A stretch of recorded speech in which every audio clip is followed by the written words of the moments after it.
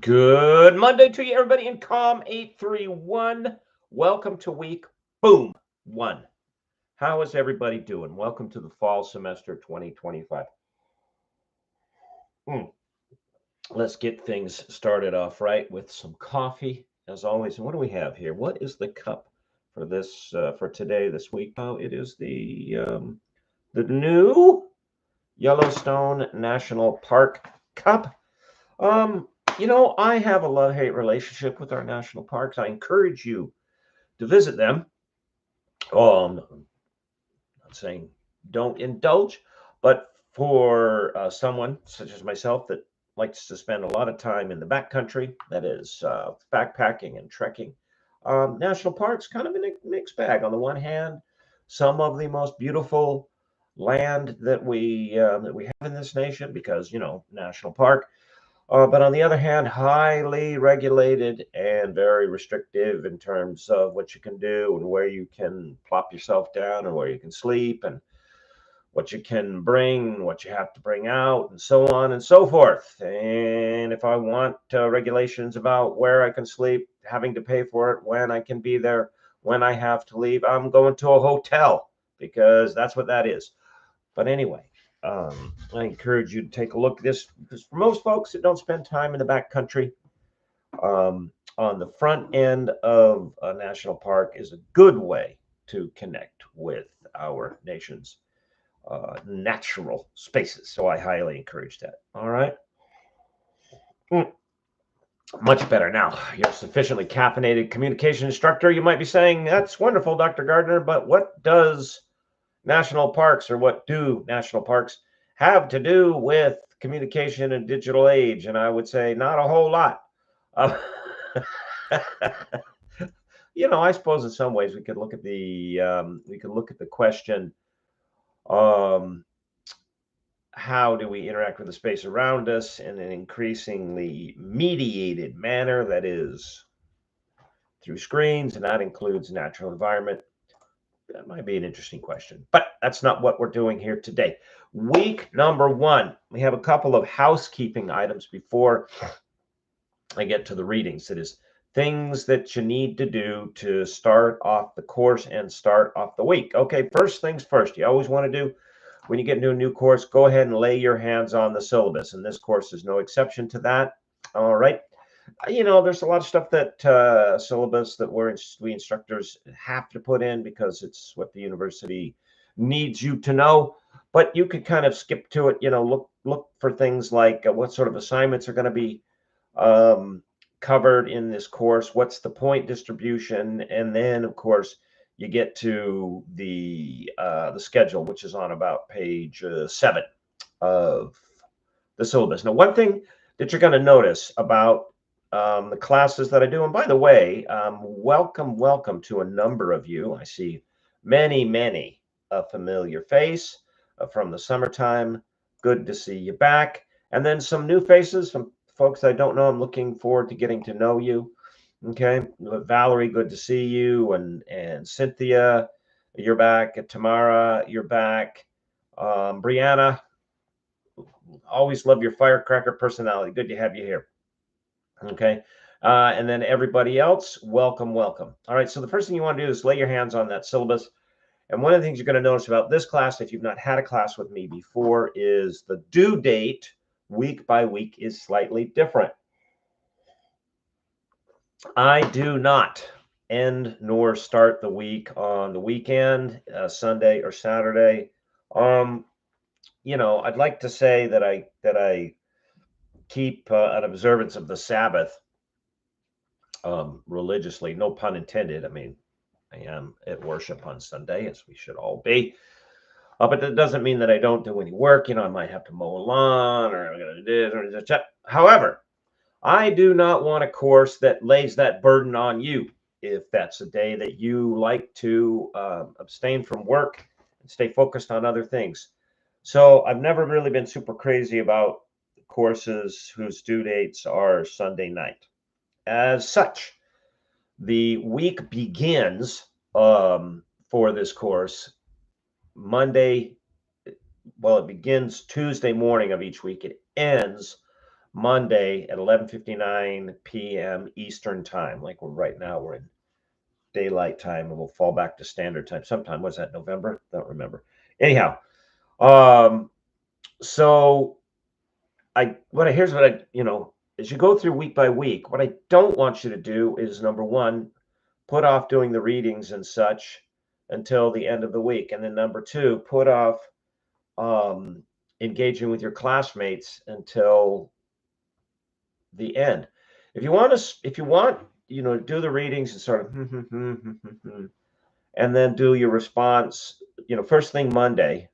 Yeah, it's still a little late because Monday evening, but that's okay.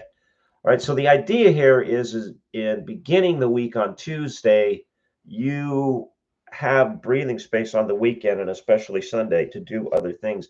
And you're not like, oh my Lord, I got to get this, no pun intended for the Sabbath. I got to get this work done because it's going to be Sunday night. Well, if you want to do it Sunday night, hey, that's fine. There's no Pharisees hanging around here.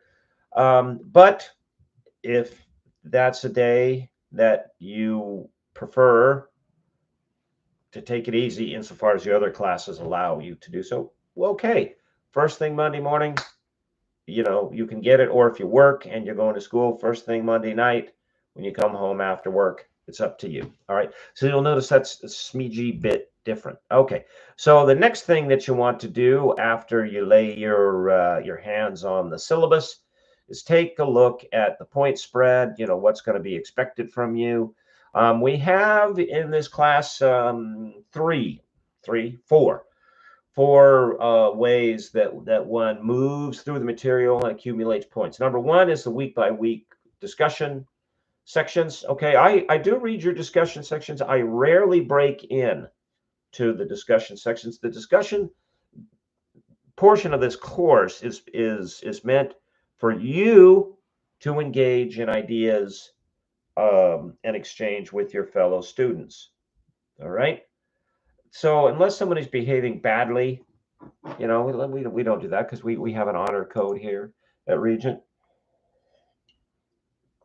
I'm not going to be part of the discussions. I'm lurking in the background. All right. There are 240 points available for a discussion. Typically, there's anywhere from 3 to 5 questions a week.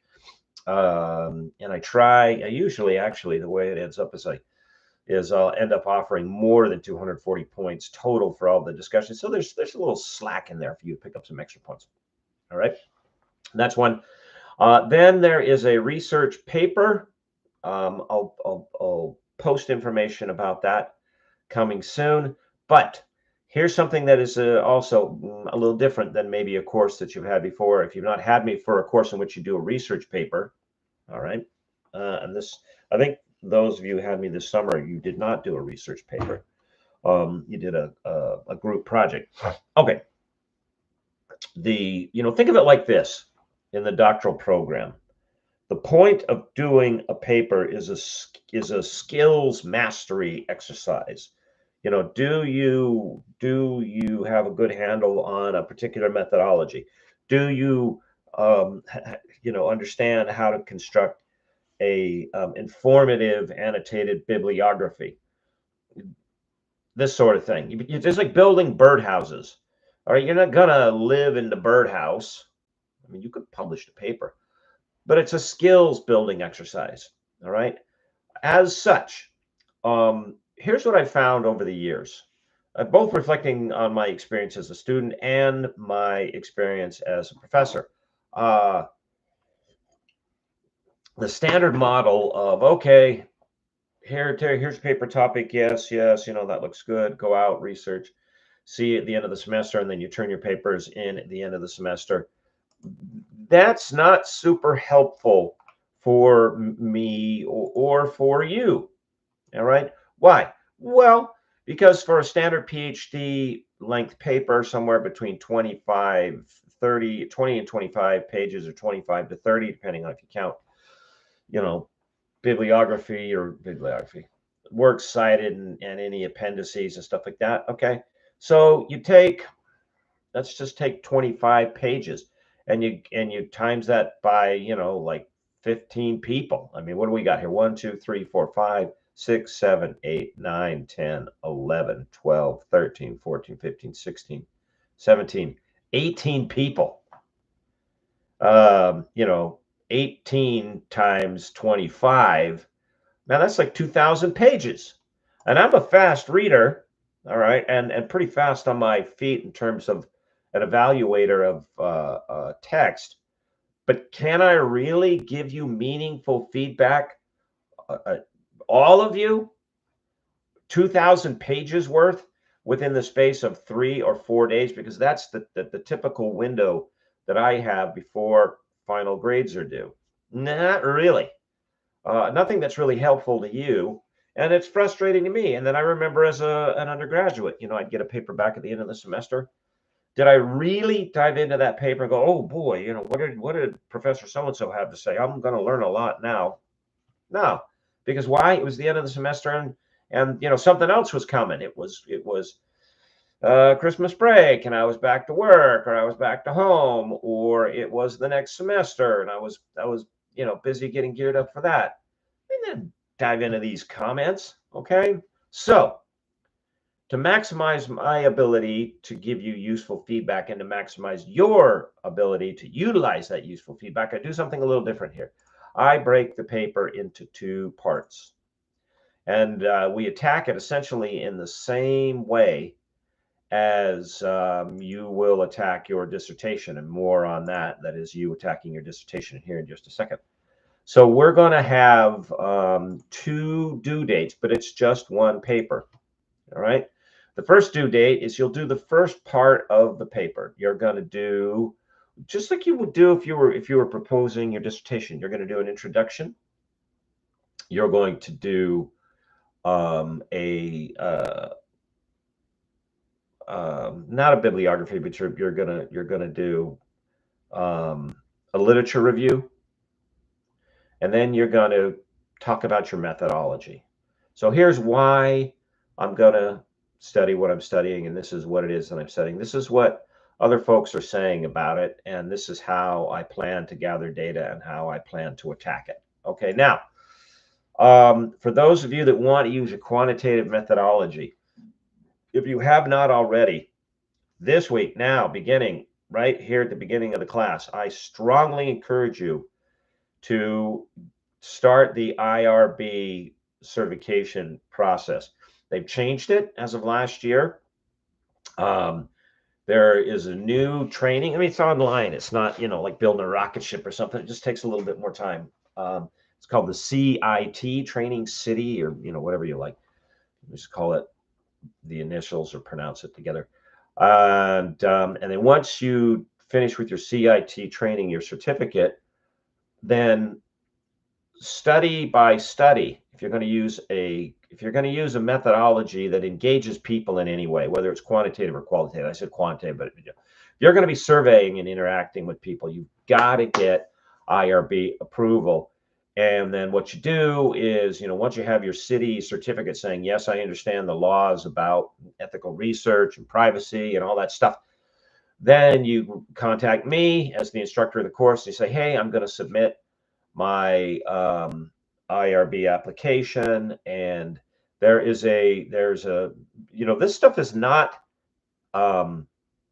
primarily handled by the university. There are third-party vendors, like the organization that administers the city test, the CITI, and then the organization that provides the software that tracks who has this certificate and who doesn't, and then your application for human subject research approval. That's called CUSE or CAIUS. Okay, CYUSE, CUSE, CAIUS. All right. So if you're going to do any kind of research that interacts with people right now, this week, you can contact registration or just general region information and say, hey, how do I get a CAIUS account? And once you set that up at the university, then it'll walk you, then you just look at your dashboard. Then you take your city training, all right? Because it'll be through your CAIUS account with your city training certificate that you will submit your application to be able to do human subject interactive research, if that's what you want to do for the paper. If it sounds a little cumbersome as a process, it's because it is. So that's why you want to start it now. All right, if you're just going to research published, data or artifacts essentially, and you're not interacting with people, you don't need to do that. Okay. However, because I said I structure this in such a way that it's structured like your dissertation. If I were you, this is what I strongly encourage you to do. If you haven't done this already, starting right now, this course, make every paper that you do, everything in some way linked to, informative of your dissertation. Use it to expand your bibliography. Use it to the paper, that is. Use it to expand your knowledge of the subject. Use it to test out a methodology that you're kind of curious about, with this work in a dissertation. Unless you've got all kinds of extra time on your hands, which I don't think that you do, use these papers, these in-course exercises, to build up a robust knowledge war chest that you're going to whip out when it comes to dissertation time. Because if you do 2 or 3 papers, and then, in one of them you're focusing on, say, building a solid bibliography and a literature review for your dissertation, and then another class you sort of tinker around with a methodology and you start to survey certain groups, and there's always peculiarities, problems with getting good data from certain groups, and then you do that, and then you start looking at where does the data come out? Is there an actual there? Is there something interesting? Is there something that hasn't been covered in the research? You're doing this in your papers, in your classes, and then when it comes time for your dissertation, bam, or say, bam, that's a little more impressive. You've laid the tracks, man, down which that success train will roll. Okay? So I strongly encourage you to pick a topic that's related to your dissertation. All right, so back to the structure. So you're going to turn in the first half, all right, that will contain those 3 elements: the introduction, the literature review, and the methodology. And then I will give you, and this is going to be, like towards the end of September that you turn it in, I will give you some very detailed feedback. All right, I'll give you feedback on your methodological method. I'm going to give you feedback on the sources that you're using. I will give you a lot of feedback on your writing. All right, because after all, you are a highly trained communication professional, and most people are going to meet you in paper, not in person or on video. All right, so your ability to write is paramount. Let me say this right out of the gate, and I will put this on all the assignments. No AI generated content allowed. No. Why? Do I hate AI? Am I a technophobe? Am I now turned into the old school man who screams at the world to get off his lawn? No. All right. AI is an interesting emerging tool. We're going to spend some time talking about it. In fact, I'll give you a little extra reading in this week that goes with Faisal Hoque, his book, okay, in which we're going to, and I'll keep, because actually in terms of the textbooks for comm studies, they haven't even caught up to the AI revolution, and that's typical of academia. It's usually like 10 years behind the curve, but not published articles. So we are going to be discussing AI's impact on your business, and it's something you need to be aware of. It is causing disruption. It's causing disruption in the job market. It's causing disruption. It's something that I'm aware of. It's causing disruption, excuse me, in the instructional market. Okay, that's not why I prohibit its use. It has its uses. I mean, one of the interesting debates around AI is, and if I don't know if you understand how large language models work, that's when people AI is a general term, artificial intelligence, but when they use it, they talk about chatbots, like ChatGPT-5, which is the latest iteration. It's a large language model. And what large language models do is, in short, give it to you in brief, they go out across all published languages, the way the programming is designed, and they start using a series of formulas to calculate the odds, the percentage as to which word following which word is the most logical choice. And they're in many ways like a mirror that reflects back to the user what it is the user is looking for. And they're almost like a confirmation mirror in terms of how they look. Okay. So they're useful for pointing you towards sources. All right. Don't use them to write. Why? Because it's got nothing to do with AI per se, but the more that you fill in and use technology to do for you what you need to learn to do for yourself, like writing, like communication, that's face to face, reading people, influencing people, ascertaining whether or not a message that you create influences people, because that's ultimately the goal of communication. The more you rely on other things to do those things for you, the more your fundamental skills in doing those things wither away. It's called skills atrophy. And in fact, this first book that you're going to read, Faisal Hoque, and that's the other thing. Make sure you have all your text. Read through the syllabus. There are 4 required texts, and then there are some like hey, maybe you want to look at this. But anyway, but this is something you're going to read right away in Faisal Hoque, is that he is big on the essential requirement for everybody that's going to do well in their chosen field, to develop their core skills and continue to develop them. Stay away from things that accelerate skills atrophy.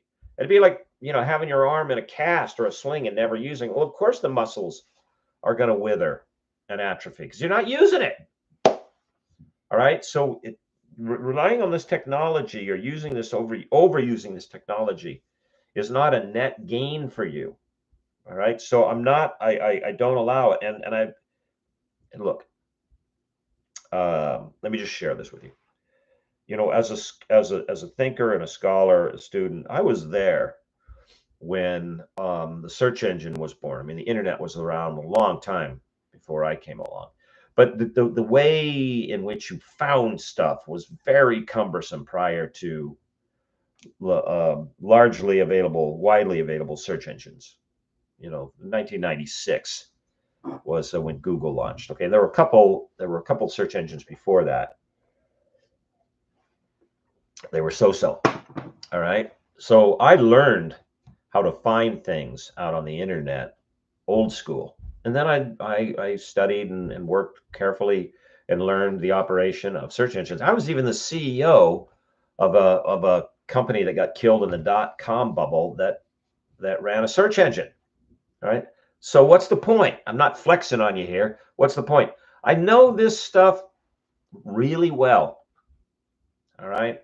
Both on the user interface side and on the back end, the technical side. And I will catch you.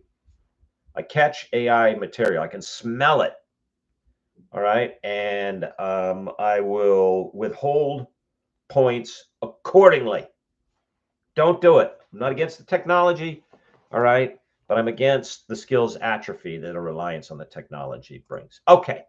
So you can turn in the first part. You get a lot of feedback from me. And then you'll take that and then you'll do the second part and you'll turn it in the end.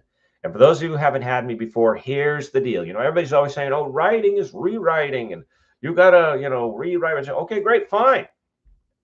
So you turn in part 1. And if you're not happy with the grade, okay, you make the changes that I say, hey, change this, do more of this, don't do that. And then you fix it in part 1, and then you don't do it again when you put part 2 together with part 1 for the whole paper. Your final score, whatever, and it's percentage based, whatever the percentage that you get, you know, from like 100% down to 0, whatever percentage that you get on the final paper, if it's higher than what you got on the first part, I'll go back and change the score on the first part. You understand? So let's just imagine you get like a 70 on part 1, and then on part 2, you really drill down on my comments, and even you want to talk to me maybe. And you go, oh, dang. And then you get a 95 on the whole paper. I go back and change the score on part 1 to 95. So it's a win-win. Because if writing is rewriting, okay, fine. Let's have the opportunity to rewrite. Okay. So that's a little different than perhaps you are used to. All right. You know, maybe you want to break this video into 2 parts.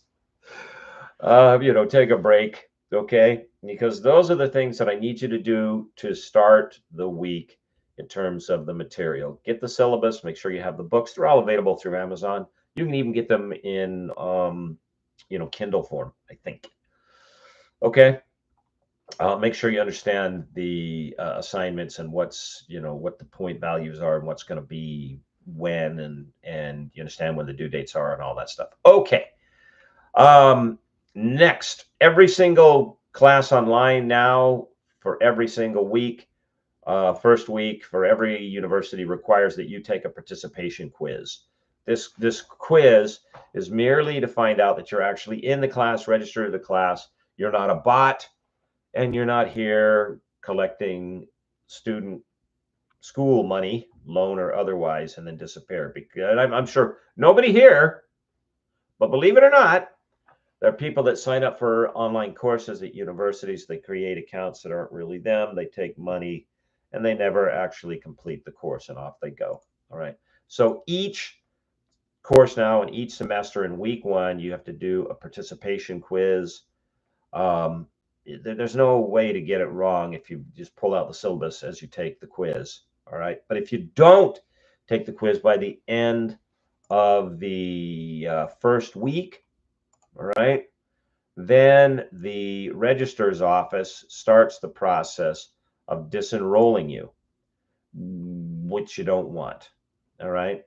So you've got to make sure that you do that. And this participation quiz for this class is due by midnight, August 31. So they mean like the work week, Monday, not the Tuesday that I give you.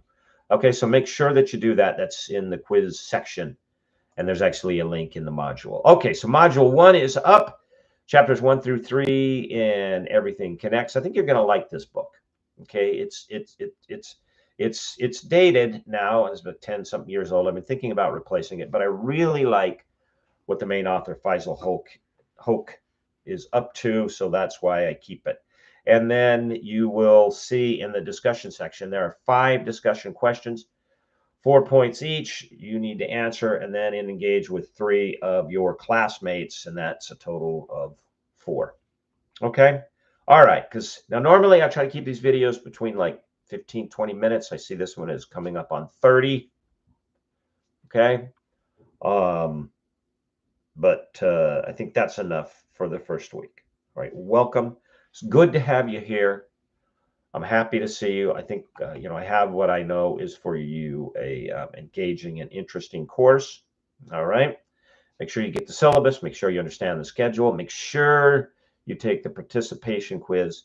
Start your readings and start thinking, if you haven't already, you know, whether you're in the strategic comms or in the, you know, doctoral program, what are you going to do for the dissertation or final project? And how can something here in this class be used to help that process along? Okay, everybody. Good to meet you. Welcome to the beginning of the semester, and I will see you again on Canvas. God bless. Bye-bye.